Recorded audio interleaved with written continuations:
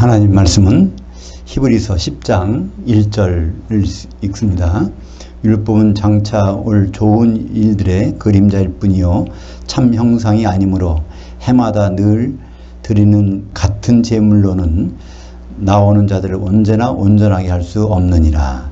신구약 연결고리 히브리서 원전 강해 오늘은 10장 전반부입니다. 10장이 39절까지 있어서 이거를 1절부터 20절까지 오늘 하고 다음 시간은 21절부터 39절까지 보도록 하겠습니다. 형제인 남자로 피를 흘리신 예수 그리스도. 또 다른 제목을 잡는다면 짐승의 피는 무효, 형제의 피는 유효, 이런 내용으로 말씀을 나누겠습니다. 구약에는 7개의 절기가 있습니다. 이건 사람이 정한 것이 아니라 하나님이 정하셔서 이스라엘 백성들에게 1년에 7번 이 절기를 지키라. 그러니까 절기를 지키면서 여러 가지 이제 각 특색이 있는데요. 공통적인 것은 레위기 23장 37절에 있는 것처럼 이것들은 여호와의 절기들이라. 너희는 공포하여 성회를 열고 여호와께 화제를 드릴지니 번제와 소제와 희생제물과 전제를 각각 그날에 드릴지니. 그래서 매 절기마다 공통적으로 나오는 것은 바로 이 번제, 소제, 희생제물, 전제. 그러니까 여기서는 특히 희생제물이라는 것은 피를 내서 드리는 겁니다. 그러니까 짐승의 피가 모든 제사에는 수반되는 것이죠. 이 7절기에 대한 것은 레위기 23장에 자세히 나와 있습니다. 레위기 23장 4절에 보니까 이것들이 너희가 그 정한 때에 성회로 공포할 여호와의 절기들이니라. 그래서 첫 번째 절기는 레위기 23장 5절에 나옵니다. 첫째 달 19날 저녁은 여호와의 유월절이요. 첫 번째 나오는 것이 유월절. 이날은 이스라엘 백성들이 출애굽한 것을 기념하는 것이죠. 그 바로 전날 밤에 어린 양의 피를 바른 문지방, 그러니까 그 집에 출입구에 발라놓으면 그 집에 누가 들어가 있든지 그냥 넘어가는, 그래서 유월이라는 것은 죽음의 사자가 넘어가는 그런 절기를 기념하는 것이 유월절입니다. 그리고 레위기 23장 6절에 보면 이달 15째 날은 여호와의 무교절이니 이래 또한 너희는 무교병을 먹을 것이요. 그래서 유월절은 한순간이에요. 그러니까 정월 14일 날 저녁에 양 잡는 것을 향하는데, 근데 무교절은 한 일주일 동안 가는 겁니다. 그러니까 양 잡고 나서 그날부터 유대인들은 하루가 어떻게 가죠? 해질 무렵 저녁 6시경부터 다음 날이 시작되니까, 그러니까 6월절 동시에 무교절이 시작되어서 일주일 동안 가는 겁니다. 그 무교절 기간 중에는 누룩이 안 들어간 떡을 먹어요. 그죠? 그러니까 그 바삐 출애굽하다 보니까 누룩이 안 들은, 준비되지 않은 그 떡을 그들이 먹은 것을 기념하는 것입니다. 그러니까 누룩이 안 들어갔다는 것은, 누룩이 들어가면 참 편하죠. 세상적인 영양력이 들어간 것입니다. 근데 그것이 없는 것을 먹으면 딱딱하겠지만 성경에서 누룩이 안 들어간 떡은 바로 이 복음입니다. 그죠? 세상에 있는 것이 아닌 하늘에서만 내려오는 그 떡. 그래서 복음이 전해지는 것. 그러니까 이 무교절이 완성은 이 모든 6월절부터 무교절 이후의 절기도 다 예수님과 관련되는 건데, 바로 이제 일단 누룩이 안 들어가는 떡을 제사 지내고 그거를 먹는 절기가 무교절입니다. 근데 이 무교절 기간 중에 어떤 날이 있겠어요? 보통 안식일이 있죠? 보통. 그러니까 보통 안식일은 항상 매주 금요일 저녁부터 토요일 저녁까지 유대인들 달력으로. 그러니까 6월절은 그거 월요일도 될 수 있고 화요일도 될 수 있고 수요일, 그거는 이제 날짜로 되니까 어느 요일일지 몰라요. 근데 6월절 날에서 무교절이 시작되고 나서 그 주간의 첫 번째 안식일, 그 다음 날 바로 그날을 이제 초국절이라고 합니다. 첫 이삭을 패이면은 이걸 갖다가 떡을 만드는 게 아니라 이삭 단을 갖다가 여호와 앞에서 흔드는 거예요. 그죠? 흔든다는 건 뭘까요? 흔드는 제사법을 요제라고 합니다. 요동친다. 그건 흔들린다는 것은 그것이 살았다는 뜻이죠. 이것이 하늘의 밀알이 땅에 떨어졌는데 이게 흔들렸어. 아, 이게 살았다. 그래서 그날을 명칭은 우리가 성경에 나와 있지 않았지만 첫 곡식단을 흔드는 날입니다. 그래서 제가 저 나름대로 그 명칭을 잡아본 것은 첫 곡식단이니까 초곡절이라고 이렇게 붙여봤습니다. 첫 곡식단이 흔드는 절기니까. 보통 이걸 초실절이라고도 이렇게 부를 수도 있는데요. 왜냐하면 초실절은 성경에서 오순절날을 초실절이라고 번역해놨어요. 그러니까 오순절과 헷갈릴 수 있으니까 저는 그걸 초곡절이라고 부릅니다. 초실절 성경에서 찾아보면 이건 맥주절이니까, 오순절이니까. 그리고 더구나 성경에서 실이 들어가는 거는요, 일반적으로 과일을 뜻합니다. 포도나 무화과나 이런 것. 그리고 이 곡이 들어가는 거는 곡식이죠. 그래서 처음 곡식단을 흔드는 절기이기 때문에 초곡절이라는 그 이름을 제가 써봤습니다. 그 다음에 이 초곡절로부터 77이 49, 7주일 지난 다음에 그 다음 날, 그러니까 50일째 되는 날, 우리 옛날 분들은 어떻게 하죠? 열흘을 순이라고 그러죠. 그죠? 한 달은 세 순이 있잖아요. 상순, 중순, 하순. 그래서 열흘 동안 그 20날까지, 그 30일까지. 그래서 이 3순이 나오는데, 50일은 그러면 당연히 5순이 되겠죠. 그래서 50일 되는 것을 우리말로 번역한 분이, 이게 순이, 이게 열흘이니까 5순절로 해야 되겠다. 그래서 5순절이라는 우리말 번역이 나온 겁니다. 그죠? 그래서 초곡절로부터, 그러니까 주님이 부활하신 날부터 50번째 되는 날이 오순절이죠. 그러니까 주님은 부활하시고서 40일 동안은 제자들과 같이 계셨어요. 어디에 계셨다고 그랬죠? 하늘들에. 그죠? 그러니까 다른 사람들은 볼 수 없어. 특별한 사람만 볼 수 있는 거예요. 그죠? 그러다가 이제 그분 승천하셨는데 열흘 동안 있다가 바로 오순절이 되는 것입니다. 40일 계시다가 승천하시고 50일째 되는 날 이제 오순절이 이런 것이죠. 근데 오순절 날은 특별한 제사법이 있다고 그랬죠? 그때는 소제를 드려야 돼요. 다른 때 드리는 제사는 근데 소제가 있지만 이날 오순절 날 드리는 제사는 특별히 어떤 소제냐면 누룩이 들어가 있는 소제를 드리는 거예요. 다른 절기 때는 누룩이 절대 들어가면 안 돼. 근데 오순절만큼은 누룩이 들어간 거로 이제 떡을 만들어서 그때 소제에는 레위기 2장에 보면 소제는 반드시 기름으로 반죽해서 드리라고 되어 있어요. 그러니까 소제를 드린다면 밀가루하고 기름이 있어야 되는구나. 그 밀가루와 기름이 뭉쳐서 이걸 흔드는 거니까 요제를 드리는 거예요. 떡을 만들어서. 그래서 매년 드려왔습니다. 그것이 결국 오순절날 어떤 일이 벌어졌죠? 어떤 기름이 내려왔어요. 그죠? 사도들이 바로 한 덩어리 떡이 되고 그날 저녁에 3,000명의 성도들이 떡이 되니까 두 덩어리 떡이 흔들리는 날 어떤 기름으로? 성령의 기름으로. 그래서 기름은 곧 성령이다. 그것은 기름이 성령입니까? 이런 말은 없어요. 그러나 성경을 보면 딱 그것이 생각나게 되죠.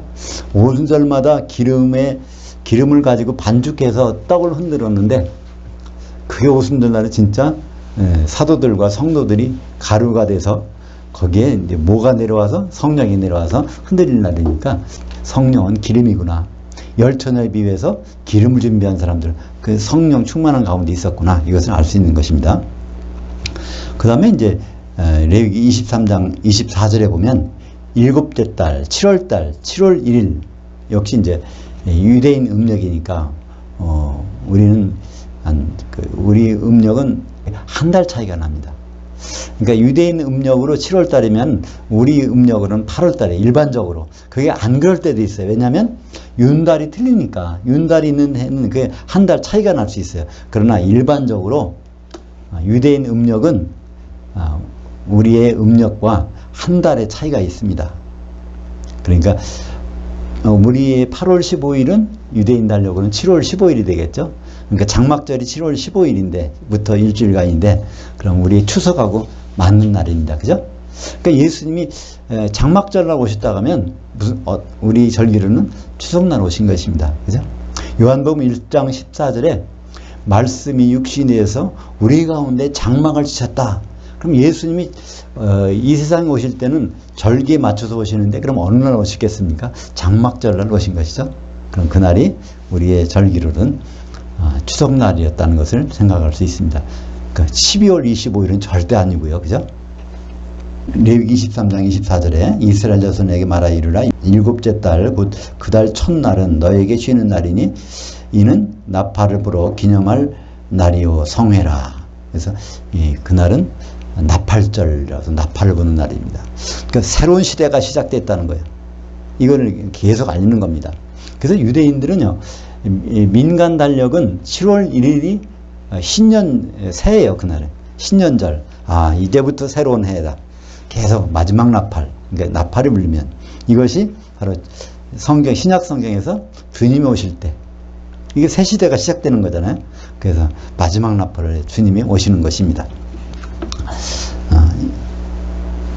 그 다음에 7월 10일 날 레위기 23장 27절에 일곱째 달 열흘 날은 숙제일이니 너희는 성회를 열고 스스로 괴롭게 하며 여호와께 화제를 드리고 이것은 7월 10일 날은 대숙제일. 유대인들은 1년에 딱 법적으로 하루를 금식하게 돼 있어요. 여기서는 율법에는 금식하라는 말이 없어요. 그들은 금식을 많이 하지만 우리도 금식을 많이 하지만 율법에는 금식하라는 명령은 없어요. 자기들이 자발적으로 할 수는 있어도 누가 나서서 백성이 있어다가 너희들 금식해. 그래서 왕이 금식하니까 같이 금식할 수 있지만은 율법에서 금식하라는 말은 없어요. 근데 요 레위기 23장 34절에 27절에 스스로 괴롭게 하는 날이에요. 스스로. 어떻게 하면 괴롭게 할까? 가장 괴롭게 하는 방법은 곡기를 끊는 거예요. 그래서 이 날을 그들은 금식하는 날을 정했습니다. 1년에 딱 하루 7월 10일 날 이 날은 왜 금식을 할까요? 죄가 사해지지 않으면 그냥 죽는 날이야. 그날. 그래서 이건 바로 이 날은 대제사장이 향을 잔뜩 가지고 휘장을 열고 거기 들어가는 날이에요. 지성소에. 그때 들어갈 때 어떻게 들어가죠? 여기 방울 달고 들어가요. 그 다음에 허리 끈을 길게 해서 쭉 뒤 성소까지 이제 줄을 달고 들어가요. 만약에 거기 들어가서 이 대제사장이 죽으면은 죽는 걸 어떻게 할 수 있어요? 소리가 방울 소리가 안 나. 그 죽었단 말이에요. 그러면 그거보다 시체를 놔둘 수 없으니까 이걸 누가 들어가서 꺼내야 되는데 들어가는 사람은 또 죽거든. 거기에 들어가면. 그러니까 어떻게 할까? 그래서 그냥 그 밧줄을 매 가지고 거기서 죽은 대제사장을 끌어다가 이제 매장하는 그런 있는 거죠. 그렇기 때문에 그날은 굉장히 엄숙한 날이에요. 이것이 바로 그리스도의 심판대를 나타내는 날입니다. 우리는 예수님 오시면 참 좋겠다. 예수님 만날 생각으로 부풀어 있죠. 그날이 대속죄일이라는 것입니다. 거기서 그냥 죄를 용서받았으면 다 기쁘지만 그냥 거기서 대제사장부터 죽어났는데 무슨 기쁨이 있겠어요? 그래서 우리는 예배 드리면서도 구약 성경을 보면서도 레위기 23장 27절 이 날이 대속죄일이구나 이렇게 밋밋하게 읽을 수 있지만 그날은 정말 심각한 날이에요. 그죠? 이건 정말 예수님 만난 날은 심각한 날이에요. 열처녀가 주님을 만난 날, 신랑을 만난 날은 아주 심각한 날입니다. 그죠? 근데 준비가 잘 되면 심각한 날이 아니라 기쁨의 날이지만 그걸 모르고서 준비를 못했을 때 천년 동안 갈 곳을 생각하면 좀 아찔하지 않습니까? 그 다음에 레위기 23장 34절에 이스라엘 자손에게 말하 이르라 일곱째 달 15째 날은 초막절이니 장막절. 그러니까 초막절이라고도 장막절이라고도 하는데 이걸 어떤 번역에서는 수장절이라고 해요. 수장절은 추수해서 과일을 추수해서 저장하는 절기라 그래서 수장절이라고 하는데 이날이 이제 장막절입니다. 이날은 하나님의 장막이 완성되는 날이에요. 또 예수님이 장막을 치러 오신 날이기도 하고 그렇죠? 그래서 이 7개의 절기는 반드시 지켜야 돼요. 이건 지켜도 좋고 안 지켜도 좋은 게 아닙니다. 그리고 이 지킬 때는 반드시 뭐가 있어요? 희생의 제물이 있어야 돼. 피가 있어야 돼. 그죠? 이런 제사. 모든 제사에는 피가 있는데 그건 누구 피일까요? 짐승의 피죠. 아직까지 짐승의 피예요. 근데 짐승의 피가 유효할까요?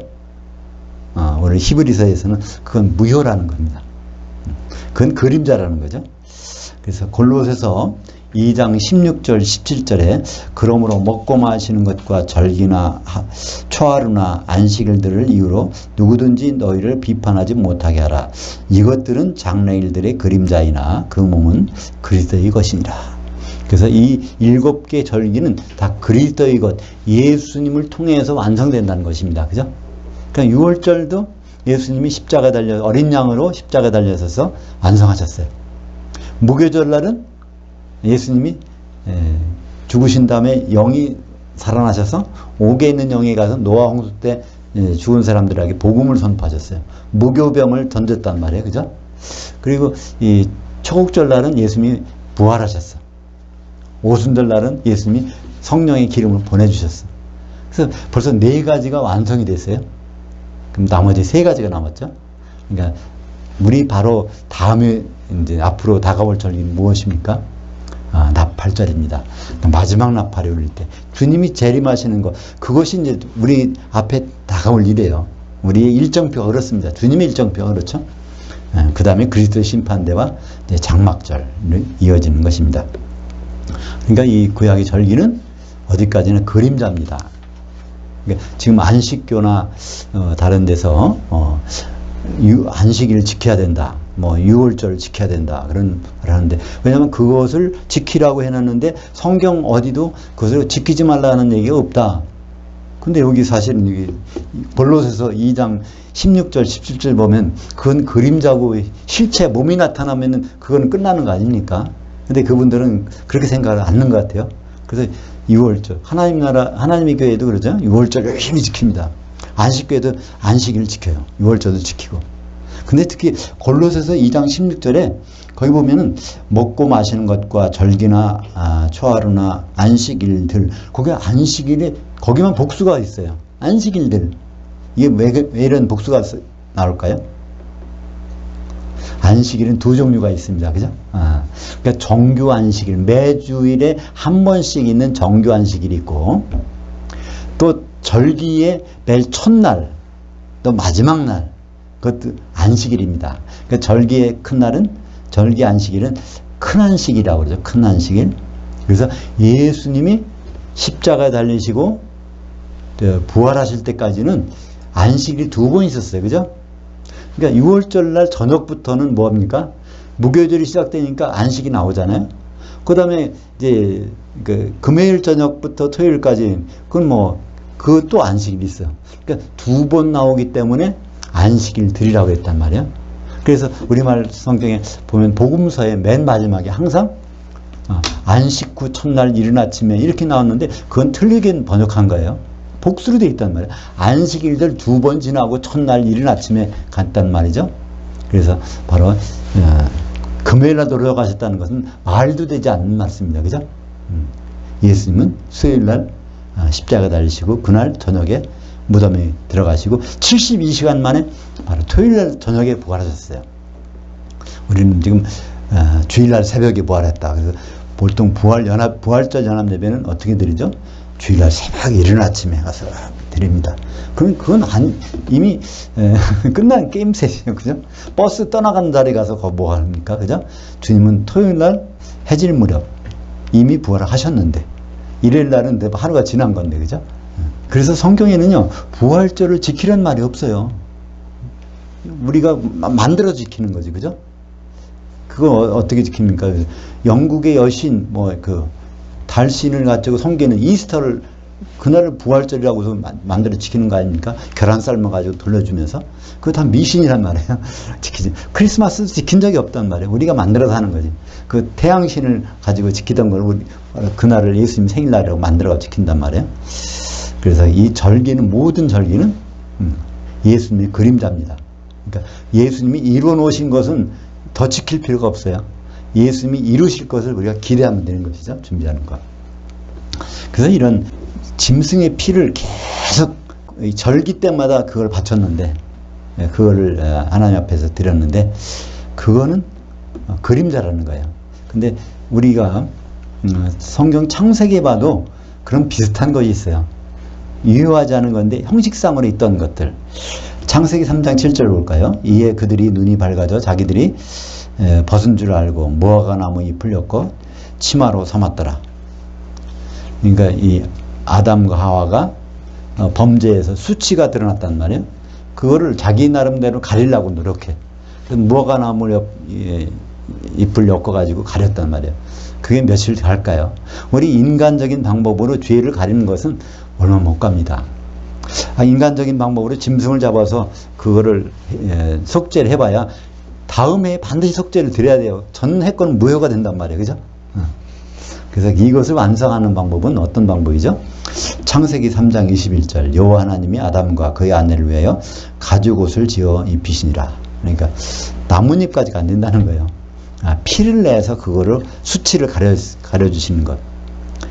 창세기 3장 21절에 바로 십자가의 어린 양 예수의 피가 나오는데 이게 바로 언제 유효하죠? 이게 창세기 3장 20절에 아담의 고백이 있은 다음에 야 하와 너는 하와야 그럴 때 우리가 살았다. 그러니까 선악과를 먹고 죽은 줄 알았는데 하나님 우리를 살려주셨어. 우리가 후손을 본대. 그러니까 사는 거 아니냐? 우리가 분명히 생명 이제 선악과를 먹었지만 하나님 말씀을 귀 기울여 들어보니까 살았다. 그걸 고백하는 순간에 하나님은 짐승의 피를 내서 바로 수치를 가려주시는 창세기 3장 21절의 모습. 구약의 모든 성경은 바로 예수님을 설명하는 거라고 그랬죠. 예수님을 증언하는 거. 요한복음 5장 39절. 그래서 이 히브리서 10장 2절부터 4절까지 보겠습니다.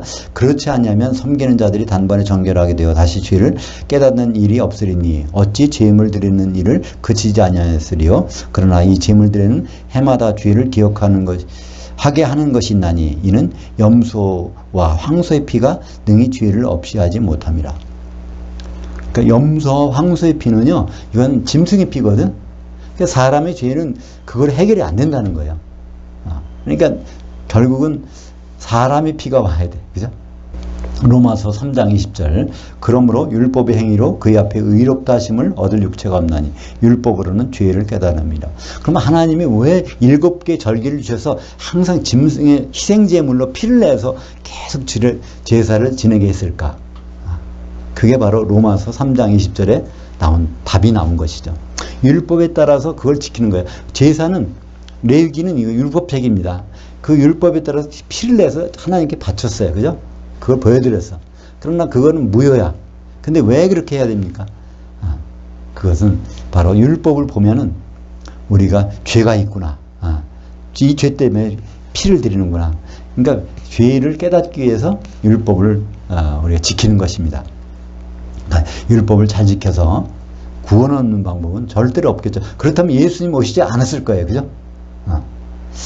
예수님 오신 이유는 율법으로는 죄를 깨달음이라. 그러니까 율법은 우리가 어떤 것 같습니까? 거울과 같은 거예요. 내가 어디에 뭐 더럽는데 모르잖아요. 근데 거울을 보면 이게 나. 근데 거울 자체는 세척의 역할을 못 해요. 그죠? 다른 그 세척제가 있어야 돼. 5절 히브리서 5절부터 7절까지 보겠습니다. 그러므로 주께서 세상에 임하실 때 이르시되 하나님이 제물과 예물을 원하지 아니하시고 오직 나를 위하여 한 몸을 예비하셨도다. 번제와 속죄제는 기뻐하지 아니하시나니 이에 내가 말하기를 하나님이여 보시옵소서. 두루마리 책에 나를 가리켜 기록된 것과 같이 하나님이 뜻을 행하러 왔나이다. 이거는 다윗이 지은 시예요. 시편 40편 6절 7절. 다윗은 자기도 제정신이 아니겠죠. 그죠? 하나님이 성령이 감동을 받아서 막 이렇게 시를 읊었는데 이것이 바로 예수님 목소리로 자기가 했다는 거예요. 예수님이 이렇게 했다는 거예요. 예수님이 내가 그것 때문에 왔습니다 하는 고백을 했다는 것이 미리 이제 다윗을 통해서 예수님 오시기 1000년 전에 그걸 다윗의 목소리로 그 얘기를 했다는 것입니다. 여기 바로 7절에 있지 않습니까? 요한복음 5장 39절이 이에 내가 말하기를 하나님이여 보시옵소서 두루마리 책에 나를 가리켜 기록된 것과 같이. 두루마리 책이 구약 성경이잖아요. 구약 성경이 예수님을 가리켜 기록했다는 거예요. 그래서 하나님의 뜻을 행하러 왔나이다. 근데 이게 제 원문에 보면요, 현재형이야. 헤코라는 그 헬라어를 써갖고 내가 지금 왔습니다. 그 말씀 때문에 내가 왔습니다. 이것이 바로 예수님이 6월절날 십자가지로 왔다는 그 고백을 다윗을 통해서 이제 그 한 것이죠. 시편 40편 6절에 바로 있지 않습니까? 주께서 내 귀를 통하여 내게 들려주시기를 제물과 예물을 기뻐하지 아니하시며 번제와 속죄제를 요구하지 아니하신다 하신지라. 그때 내가 말하기를 내가 왔나이다. 나를 가리켜 기록한 것이 두루마리의 책이 있나이다. 그러니까 구약의 7개 절기에 매번 예물과 제물을 드렸는데 더 이상 필요 없다는 거야. 그분이 나타나면. 그죠? 예수님이. 그것을 다윗의 입을 통해서 미리 말씀해 주셨는데, 유대인들은, 바리새인들은 예수님 앞에 가서 그러니까 영생을 얻을 때 무엇을 해야 됩니까? 그러니까 율법 지키면, 제사자를 드리면 그러면 죄가 없어지고 영생하지 않습니까? 이렇게 착각하고 있는 것이죠. 요한복음 5장 39절 너희가 성경에서 영생을 얻는 줄 생각하고 성경을 연구하거니와 이 성경이 곧 내게 대하여 증언한 것이라. 그러니까 구약이 좋은 점이 참 많지만 구약 때문에 기독교인들이 넘어지는 수가 너무나 많아요. 그죠? 구약인 내용을 지키려고 하다 보니까 실제로 해야 될 일을 못하고 그냥 가는 거예요. 그럼 거기에서 지켜서 영생을 얻어보려고, 구원 얻어보려고 노력하다가 예수님이 우리에게 맡기신 일을 전혀 하지 못하고 그냥 하는 거예요. 그러면 기름을 준비하지 않은 다섯처녀처럼 그냥 쫓겨나잖아요. 그래서 구약은 참 성경에 굉장히 귀한 말씀이지만 구약 때문에 우리는 잘못될 수가 있단 말이에요. 거기 넘어질 수가 있는 것이죠. 어느 분이 이제 그 유튜브를 듣다가 이제 질문해 오셨던데 어떻게 성도들이 땅이 됩니까? 어떻게 교회가 땅이라는 것까지 알겠는데 성도들이 땅이 됩니까? 그런 질문을 하셨는데 그건 성도가 땅이라는 말은 제가 한 적은 없는 것 같은데, 그러니까 땅이 교회를 나타내고 교회가 땅이 되고, 그러니까 땅은 교회는 성도들로 구성이 되어 있으니까, 그러니까 그런 자연적으로 성도들이 한 몸이 되면 땅인 교회가 된다는 그런 의미였는데, 그분이 이제 스가랴서 14장의 말씀처럼 땅이 갈라진다 그러는데 그게 뭐 성도가 어떻게 갈라집니까? 주님이 지상재림하시는데 그게 될 수가 없지 않습니까? 이렇게 이제 질문을 주셨는데 제가 좀 아직 답변을 못 들었습니다. 그렇게 구약에 있는 스가랴서 있는 대로 왜 안 이루어지냐 그렇게 말씀하시면 참 제가 말씀드릴 부분 먼저 요한복음 5장 39절에 그분에게 추천해드리고 싶습니다. 그래서 하나님의 뜻을 구약 성경이 완성되지 구약 성경이 불완전하기 때문에 그래서 그걸 완성하러 오신 분이 예수님이 이제 왔다는 것이죠. 첫째 8절부터 10절까지 위에서 말씀하시길 주께서 제물과 예물과 번제와 속죄제는 원하지도 아니하시고 기뻐하지도 아니하신다 하셨고 이는 다 율법을 따라 드리는 것이라. 그 후에 말씀하시기를 보시옵소서 내가 하나님의 뜻을 행하러 왔나이다 하셨으니 첫째 것을 폐하시면 둘째 것을 세우려 하심이라. 첫째 것은 절기를 잘 지키면 희생제물을 올리면 죄를 다 씻어주는 줄 알고 그렇게 드렸단 말이야. 근데 짐승의 피 가지고 제사 드리는 거는 아무 효력이 없으니까 예수님이 사람의 피를 흘리러 오셨어요. 그죠? 해결하러 오신 것입니다. 그러니까 새로운 언약으로 예수님이 피를 흘리러 오신 것입니다. 예수님이 희생 제물이 되신 것이죠. 10절입니다. 이 뜻을 따라 예수 그리스도의 몸을 단번에 드심으로 말미암아 우리가 거룩함을 얻었노라. 그러니까 짐승을 드리는 거는 안 되니까 예수님 몸을 십자가에서 드리셨어. 그래서 우리는 거룩해졌다는 거예요. 근데 우리가 거룩해진 것에 대해서 히브리서 2장 11절에 이렇게 되어 있습니다. 거룩하게 하시는 이와 거룩하게 함을 입은 자들. 이게 우리 성도들과 예수님을 설명한 거죠. 다 한 근원에서 난지라 그러므로 그들을 형제들이라 부르시기를 부끄러워 아니하시고. 그러니까 예수님이 십자가 달려서 우리를 거룩하게 해주셨는데 그 예수님의 신분이 뭐냐는 겁니다. 바로 형제들이라는 거예요. 형제. 우리를 형제라. 그러니까 예수님은 우리의 형제가 되시는 거예요. 형제가 피를 흘렸다? 그것은 되게 엄청난 사건이죠. 창세기 9장 5절에 나오는 그 내용이 이루어진 사건입니다. 그죠? 창세기 9장 5절. 내가 반드시 너희의 피, 곧 너희의 혼의 피를 찾으리니 짐승이면 그 짐승의 손에서, 사람이면 그의 형제인 남자의 손에서 그의 혼을 찾으리라. 우리가 죄를 지면 반드시 피값을 해야 되는데 짐승이면 짐승의 손에서 피를 내면 되지만 사람이면 반드시 형제인 남자의 손에서 피를 내야 된다는 거예요. 이것이 무슨 말인지 아무도 몰랐을 거예요. 그죠? 근데 그러니까 히브리서에서는 이걸 이제 바로 이분이 바로 예수님이라는 걸 설명해 주시는 것이죠. 그래서 거기에 히브리서에서는 형제가 피를 흘렸다는 거예요. 바로 창세기 9장 5절 하반절에 보면 형제인 남자. 그럼 누구겠어요? 예수님밖에 없죠? 형제인 남자. 그 아흐 이쉬. 형제를 히브리 말로 아흐라고 그래요. 남자란 말은 이쉬. 물론 이제 우리말 번역을 읽어보면 그 부분이 좀 이상하게 돼 있어요. 그죠? 그러니까 얼마나 정확합니까? 예수님 십자가에서 못 박힌 그 사건이 나오잖아요. 형제인 남자가 못 박혀서 그 피 흘릴 때 우리를 용서해 주신 것 있지 않습니까? 짐승이면 짐승의 피로, 사람이면 형제인 남자의 피로. 그러니까 짐승 같은 사람이 있나 봐요. 그죠? 짐승과 사람이 차이점이 있지 않습니까? 바로 영이 있느냐 없느냐, 영이 살아났느냐 안 났느냐. 그것이 성경에서 창세기에서 사람과 짐승을 구분하는 방법이죠. 그죠? 11절부터 14절까지 보겠습니다.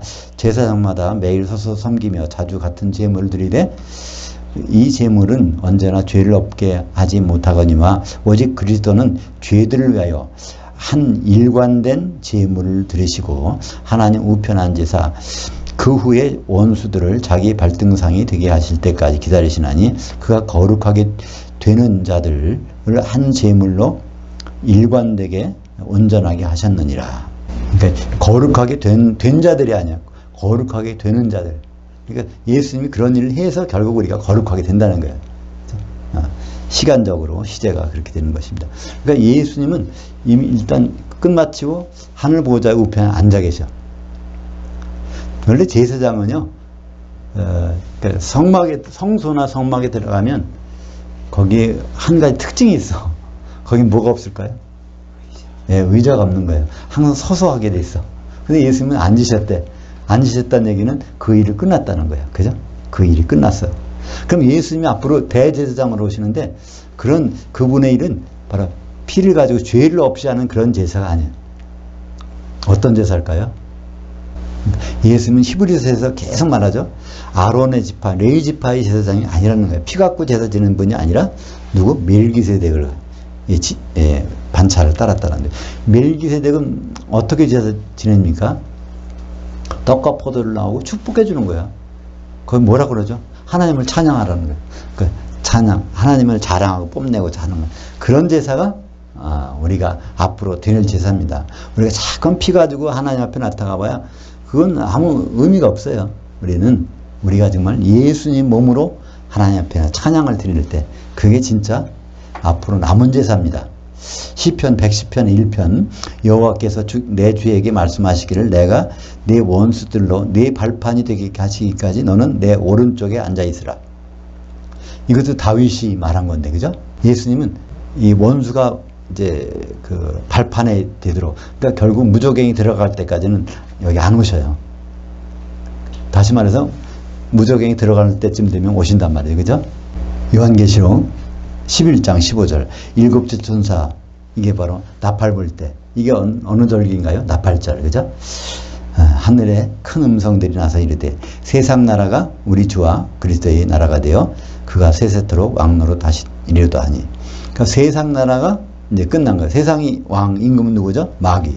이게 끝나게 됐을 때 예수님이 나타나게 천년왕국이 나오는 것을 얘기하고 있습니다. 15절부터 18절까지 보겠습니다. 성령이 우리에게 증언하시되, 그러니까 히브리서에서는요 구약 성경에 기록된 것을 항상 뭐라고 말하죠? 성령이라고 해요. 성령이 증언하시되. 그러니까 구약 성경 기록이 다 성령이 감동으로 됐다는 것을 여기서 설명하기 위해서 성령이 우리에게 증언하시되, 에레미야서 31장 31절 33절의 내용입니다. 주께서 이르시되 이날 후로는 그들과 맺을 언약이 이것이라 하시고 내 법들을 그들의 마음에 두고 그들의 생각에 기록하리라 하신 후에 또 그들의 죄와 그들의 불법을 내가 다시 기억하지 아니하리라 하셨으니 이것들을 사하셨은즉 다시 죄를 위하여 드릴 것이 없느니라. 그러니까 죄를 위해서 드릴 제물이 없어요. 왜냐하면 특상품을 드렸어. 예수님의 몸을 6월절 어린 양으로 하나님께 바쳤으니까 다른 거 뭐로 드리겠어요? 그죠? 다른 거 들어가 봐야 그걸 예수님의 이름을 더럽히는 거죠. 그죠? 뭔가 부족해서 이걸 드리는 것처럼 되니까 그건 드릴 필요가 없다는 것입니다. 그러면 우리는 어떤 제사를 드려야 될까?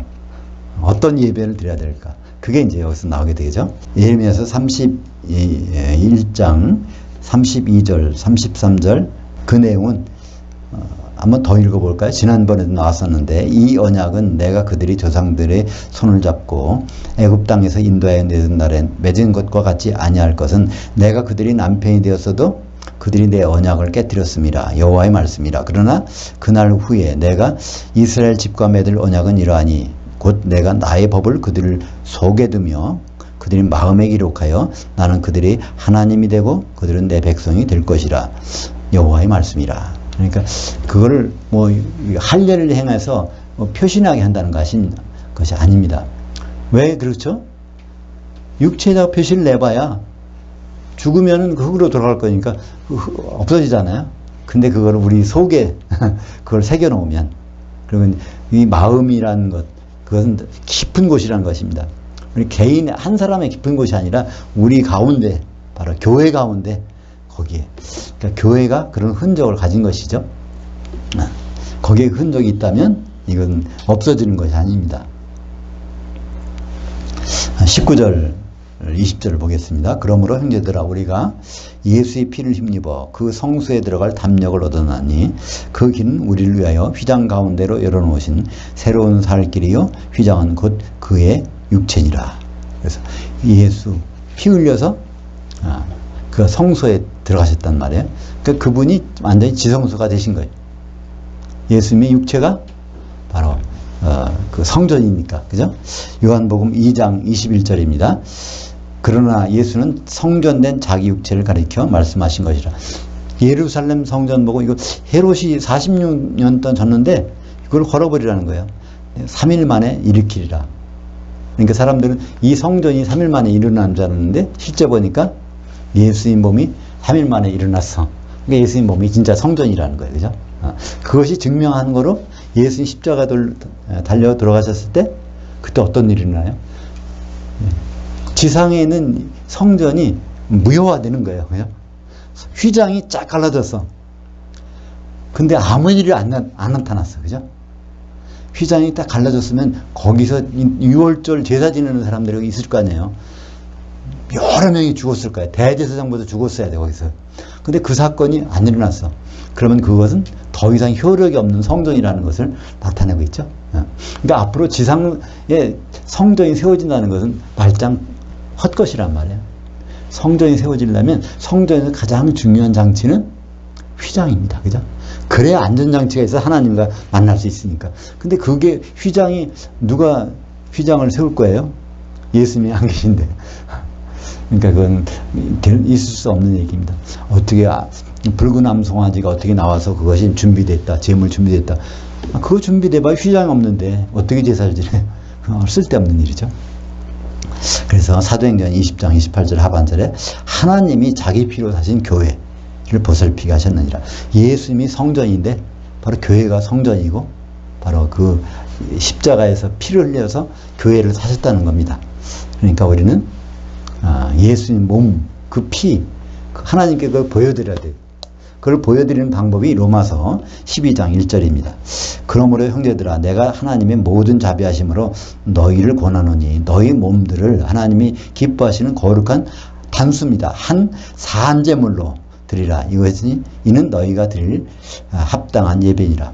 산제물이니까 피를 내지 말라는 거예요. 산채로. 산채로 어떻게? 몸들 여러 몸이 지체가 되어서 바로 우리가 어떻게 하나가 될 수 있을까요?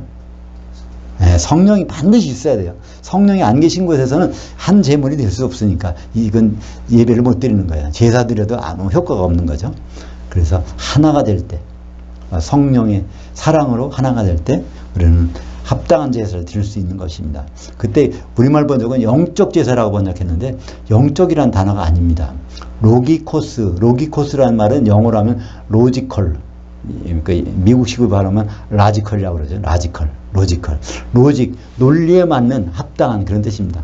그런 바로 제사, 그런 예배는 바로 우리가 뭐 헌금 가지고 찬송으로 막 드리고 기도 올리고 막 그런 것도 들어갈 수 있겠지만 더욱 중요한 것은 예수님의 몸을 이루어서 하나님 앞에 나타나는 것. 그것만큼 하나님이 기뻐하시는 예배, 제사가 없다는 거예요. 그죠? 우리가 이렇게 같이 드리는 것도 그렇지만 우리가 떨어져 있을지라도 항상 영적으로 교통하는 가운데 예수님 몸을 이룰 수 있다면 하나님이 굉장히 기뻐하시는 그런 예배가 될 것입니다. 기도하겠습니다. 하나님 아버지 감사합니다.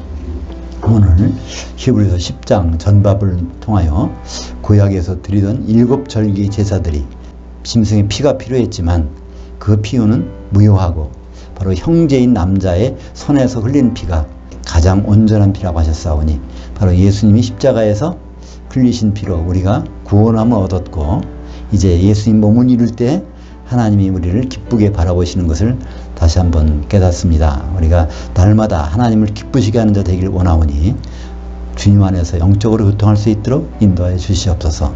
예수님의 이름으로 기도합니다. 아멘.